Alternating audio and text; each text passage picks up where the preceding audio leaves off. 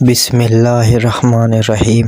حضرت مہدی کا نام صریح قرآن میں ذکر نہیں ہوا ہے اور نام پر عدم تصریح مسلطوں پر استوار ہے جو صرف اللہ کو معلوم ہے۔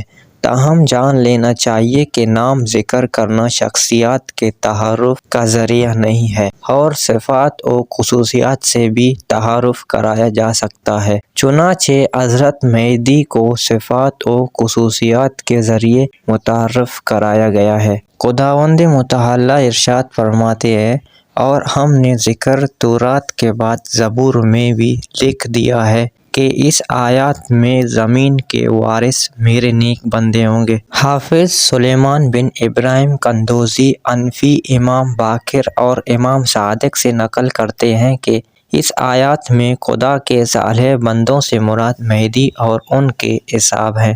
نجات دہندہ کے آنے کا بیان بہت سی قرآنی آیات میں موجود ہے۔ مثلا سورہ قاف ص کے 5ویں آیات میں ارشاد باری تعالی ہے، اور ہم نے ارادہ کیا کہ ان ضعیف اور ماتحت بنانے جانے والے انسانوں کو روئے زمین کے پیشوا بنا دیں اور انہیں زمین کے وارث قرار دیں۔ اگر آپ ہمارے چینل پہ نئے ہو تو چینل کو سبسکرائب کریں، بیل آئیکن پریس کریں تاکہ آپ کو ہمارے آنے والے ویڈیو پہلے پہنچ سکیں۔